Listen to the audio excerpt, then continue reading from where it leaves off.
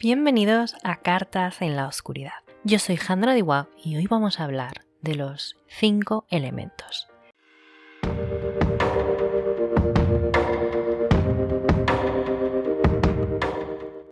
Pues efectivamente, hoy es domingo y en este programa elijo la Tierra para contaros todos acerca de este elemento. ¿Cómo surgen estas ideas? ¿Son reales? Pues empecemos. Para explicar qué son los 5 elementos, tenemos que retornar a tiempos muy antiguos.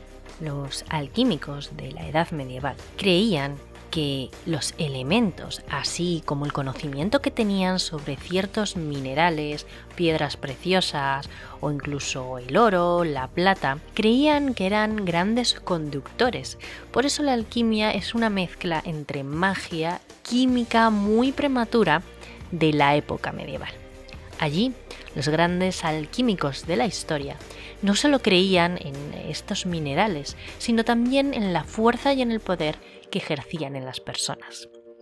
Ellos también estudiaban cosas como la potencia de los minerales, que podía hacer un cuarzo con nuestro humor, si había piedras preciosas que podían darnos más paz o más nerviosismo, si podían darnos protección, etc. Y los alquímicos eran muy importantes para los reyes. Por ejemplo, en el caso de Felipe II, la alquimia era de gran importancia para él. Además, era bastante esotérico Felipe II y tenía varios alquímicos que lo que le decían es que tenía que beber varios brebajes si quería vivir mucho tiempo. De hecho, Felipe II vivió bastante tiempo para la época, para la vejez que había en aquellos momentos. Fue un rey bastante longevo. Sus alquímicos le decían que tenía que mezclar sangre con oro y beberlo para alcanzar la eterna juventud.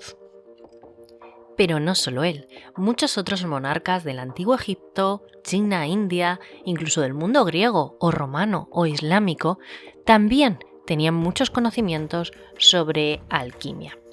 Así que la alquimia y su historia es muy largo de explicar, también mezcla ideas muy filosóficas y quizás haga un programa sobre esto, así que dejadme abajo en los comentarios si queréis que haga un programa sobre alquimia, porque es muy interesante. Mezcla la metalurgia con la física, la medicina, la astrología, el misticismo, el arte incluso. Y ya se practicaba además en Mesopotamia. Además, sobre todo la alquimia occidental ha estado siempre estrechamente relacionada con el hermetismo. Ha sido algo bastante oculto que utilizaban pues en el nacimiento de muchas sectas, como por ejemplo los Rosacruces, que sabían mucho de esta historia científica o filosofía, que era pues básicamente una práctica protocientífica antigua. Si queremos hablar un poco de la alquimia moderna, tenemos que hablar de psiquiatras como Carl Jung o de Paracelso, o más cerca a nuestro tiempo, en 1946, con el trabajo de la psicología de la transferencia. E incluso una obra inédita que hizo Carl Jung dedicada a la alquimia, que además se publicará este 2022 por la Philemon Foundation.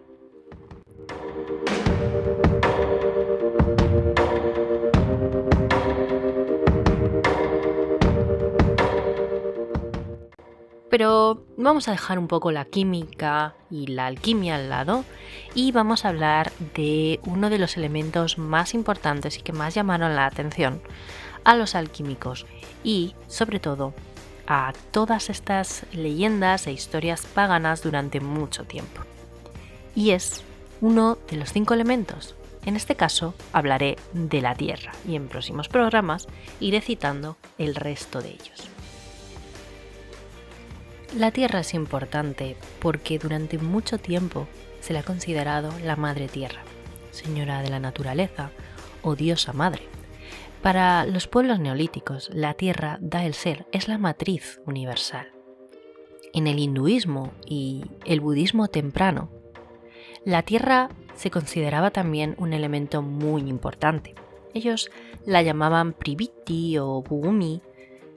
Otro aspecto del elemento Tierra lo relacionan con los ritos de inhumación, en el sentido de reintegración al seno de la madre, partiendo de la convicción de que la Tierra devolverá la vida, del mismo modo que ya la dio una vez. Es decir, cuando los cuerpos se entierran, están destinados a renacer. Los Sioux, por ejemplo, distinguen estos dos aspectos de una manera muy sencilla.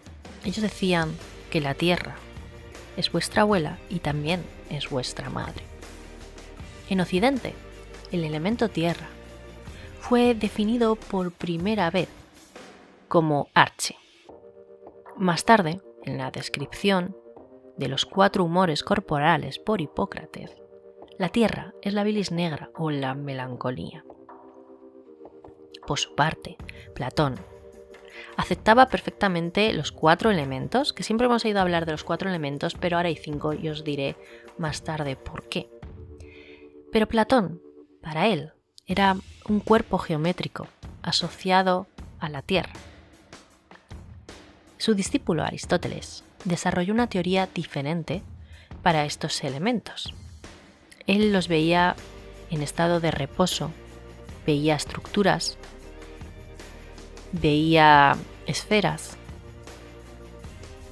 y para él la Tierra se encontraba en el lugar central, rodeado de agua.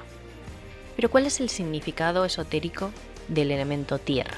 ¿Para qué se utiliza incluso hoy en día en religiones como la Wicca o en otras muchas religiones neopaganas? La Tierra es lo sólido, lo firme y lo sostenible. En el mundo natural podría representarse a través de un árbol, de las montañas, de las rocas. Es frío, seco, áspero, opaco, estático. Son un poco adjetivos y definiciones un poco extrañas, pero quiero que lo entendáis, porque en el mundo físico, en nuestro cuerpo, la Tierra está relacionada con todo aquello que nos sostiene, es decir, por ejemplo, los huesos o los músculos. Incluso se habla de los chakras. La Tierra también representa la vida social, la salud, las posesiones materiales, la familia y el matrimonio, la tradición y lo normativo, el estatus social, la reputación, el guardar las apariencias. Esto se ve mucho en una teoría que se llama Ayurveda, que es una especie de medicina que entiende mucho los 4 elementos.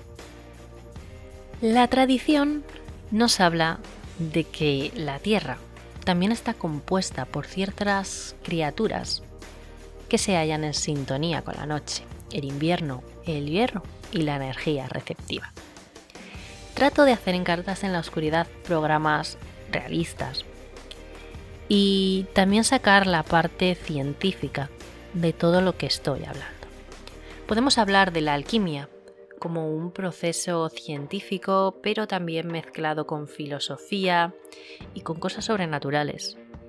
Y en este caso, si queremos hablar de un elemento tierra, que existe como estudio científico y químico de los elementos, tenemos que también hacer justicia a todos aquellos textos que nos hablan de seres elementales. Muchas veces habréis oído hablar de que cada elemento tiene una serie de seres representando ese elemento. Y os voy a contar la realidad de todas estas historias. Muchas personas creen en la alquimia y creen en todo este proceso antiguo de la brujería o de la magia más esotérica.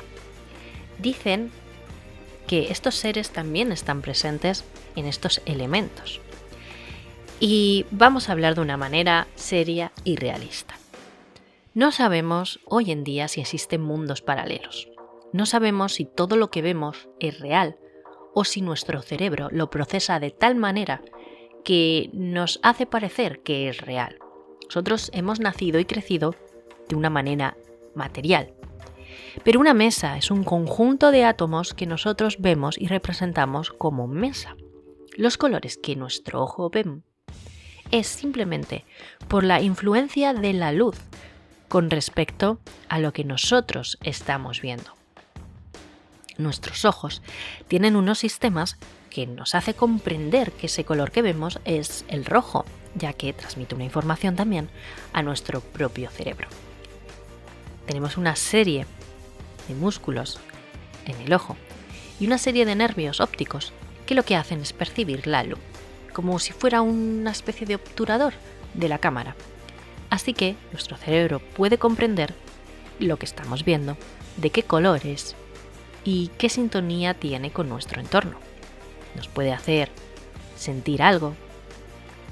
Pero, ¿qué hay de realidad en todo esto? Desde pequeños nos han enseñado que lo que vemos es lo que hay y lo que no vemos es difícil de comprender o de probar. Pero hay muchas cosas que no vemos en el día a día. Por ejemplo, no vemos los microbios, las bacterias o los virus, pero sabemos que están ahí. No vemos los ácaros que hay en nuestro colchón. Sin embargo, si cogiéramos un microscopio, lo veríamos y sabríamos que están ahí. No vemos si la mente o la telepatía puede existir. Pero hay muchos estudios que en los últimos tiempos están desarrollando de que es posible esta telepatía. No vemos lo que hay fuera del universo, pero sí que lo podemos alcanzar a ver, al menos lo más cercano, con telescopio.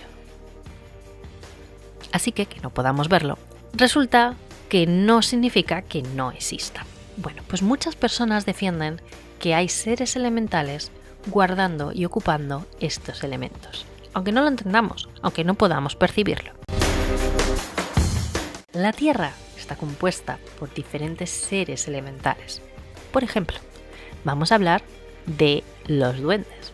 Los duendes, sin duda, son los seres mágicos más representativos del elemento tierra. De hecho, la palabra duende proviene del vocablo árabe duar, que significa el que habita, y hace referencia a un pequeño ser cuyo interés es realizar travesuras en los hogares. Se le atribuye a los duendes conocimientos de tesoros mágicos y conjuros. La tradición afirma que los duendes son totalmente impredecibles, a veces algo tímidos y silenciosos. Sin embargo, cuando buscan molestar a los humanos, pueden ser ruidosos y, según cuentan las leyendas, jugar o hacer bromas pesadas.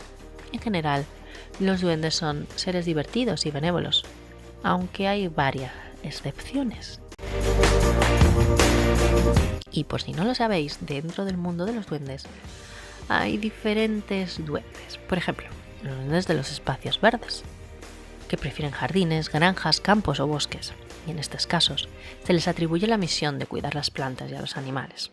Y en Europa hay mucha tradición de duendes, por ejemplo, los Plantenelfen en la tradición holandesa y los Waldelbeim en la alemana. Pueden adquirir formas diversas, como insectos o exóticas mariposas, y se les adjudica colaborar con el proceso de la polinización, proteger las flores de las inclemencias meteorológicas y cualquier otro tipo de daño.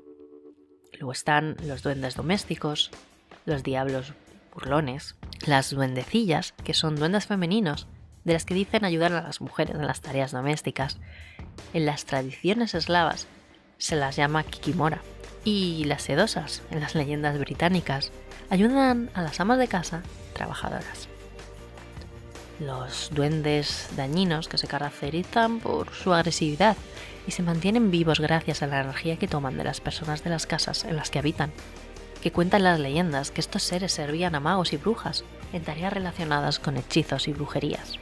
Cuando alguno de estos diablillos ofrece ayuda, siempre lo hace con una carga de maldad.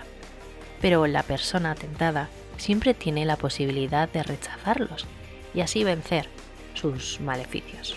Los duendes vampirizantes, que se alimentan de la energía vital de las personas, son especialmente peligrosos en horas nocturnas, y algunas leyendas los culpan de causar sensación de ahogo en las personas mientras duermen. Los duendes lascivos, que solo quieren tener sexo con las mujeres y se representan siempre de noche. El duende pintón o de gorro rojo, que son tan malvados que las leyendas dicen que hasta es evitado por otros duendes. Su hábitat son viejas torres o castillos abandonados, y tiñen sus gorros con la sangre de quienes asustan, arrojando piedras y generando extraños ruidos y luces. Pero también están los duendes irlandeses, también conocidos como los leprechaun, que se caracterizan por su oficio de zapatero. Su nombre significa zapatero de un solo zapato, ya que usa calzado en un solo pie. Lleva también un sombrero de 3 picos. La leyenda cuenta que los leprechaun se ocupan de arreglar el calzado de las hadas y que trabajan siempre con alegría en su taller, debajo de algún hongo del bosque. Pero cuando cae la noche, se transforman en claricaun, que parece ser no son tan buenos porque les gusta beber whisky, hasta emborracharse. Luego están los poca o los pauca, o puck, llamados en Inglaterra. Incluso Shakespeare habla de ellos, y lo muestra como un duende travieso que se burla de las personas. Tienen la habilidad de transformarse en diferentes animales. De hecho, algunas leyendas cuentan que cuando se transforma en caballo suele comportarse dócilmente para llevarlas a cabalgar, pero luego lo hace a una velocidad tal que les arroja al suelo. Pero en España también hay tradición de duendes. Por ejemplo, el ratón colorado de Murcia, que se aparece de forma de ratón, y le gusta mucho a los niños, y corresponde a la tradición española. Sería un poco, a lo mejor, el ratoncito Pérez. También están, por ejemplo, los duendes fraile, que son bastante feos, orejudos y arrugados, y con enormes pies. Además, estos duendes visten hábitos oscuros, como los frailes. De ahí el nombre, claro. Y luego están muchos otros. No voy a entrar en definir, pero es un gran abanico de duendes los que hay por el mundo y de las tradiciones que existen. Los trentis, que son propios de la región de Cantabria. Los hoblins o gomlis, que habréis oído hablar mucho también porque es de la tradición anglosajona. Los duendes organistas, que son tradicionales en Huesca. Otro de los seres elementales de la tierra, los gnomos, que no son exactamente iguales que los duendes. Son diferentes, para quienes no lo sepáis. La palabra duende, pues como curiosidad, proviene de la palabra genomus, que significa nacido de la tierra. Se trata de seres, la verdad es que bastante similares a los duendes, por eso se confunden, pero son diferentes. Son más trabajadores, amables y sabios, y se les considera protectores de la naturaleza en su totalidad. Se les atribuye también el don de la telepatía y un olfato hipersensible, por lo que pueden ver más allá de lo visible. Y como los duendes, también existen diferentes gnomos. Los gnomos antiguos, que son de color oscuro y habitan cuevas en colinas y acantilados.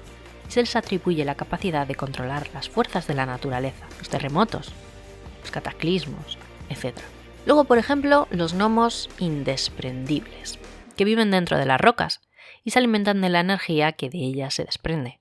Por lo tanto, no pueden separarse de ellas. Luego están los kobolds y los ekekos, que son más egoístas y violentos. Y también encontramos, por ejemplo, los gnomos mineros, que tienen un gran poder mágico y viven en el centro de la Tierra.